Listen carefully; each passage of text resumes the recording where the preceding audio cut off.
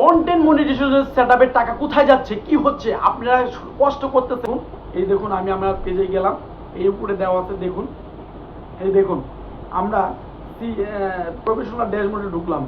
ঢুকার পরে ভাই দেখুন, একটি জিনিস খেয়াল করবেন।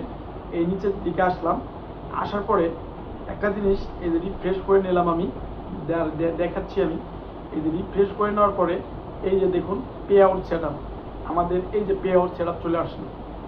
এখন পে আউট সেটআপে আমরা ঢুকলাম। ঢুকার পর এই দেখুন গাইস, আমার ব্যালেন্সে আছে $1.73 73 সেন্ট আছে।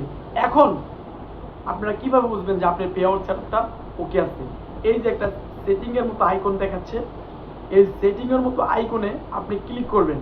এই দেখুন, সেটিং এর মতো আইকনে ক্লিক করার পরে এই দেখুন W4H, যদি এই লেখাটি থাকে, এই যে দেখাচ্ছি আমি W4H এই লেখাটি থাকলে তাহলে আপনার ভেরিফাই কমপ্লিট প্রথমটি। দ্বিতীয়টি যদি W4H থাকে তাহলে রয়্যালিটিস, তাইলে কিন্তু আপনি আপনার পে আউট সেটআপ সম্পূর্ণ ওকে আছে, আপনার টাকা ব্যাংকে ঢুকবে। তাই অবশ্যই কাজ করার আগে একটা জিনিস চিন্তা করতে হবে আমাদের, যে আমরা কাজ করতেছি এই কষ্টের টাকা কোথায় যাচ্ছে সেটি জানা সবচেয়ে বড় জরুরি।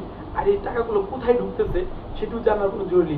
আপনি কাজ করলেন 5 মাস 6 মাস 7 মাস পরে সেই টাকাটা যদি ব্যাংকের ঠিক মতো না ঢুকলো, সেই টাকা যদি পে আউট ছিল আপনার ঠিক মতো সেট আপ না হলো, তাহলে এই কষ্ট করে লাভটা কোথায়? তাই অবশ্যই আপনি যেখান থেকে হাজার হাজার লোক কন্টেন্ট মনিটাইজেশন পেয়েছে, তাই এই জিনিসটি জানা সবচেয়ে বড় জরুরি।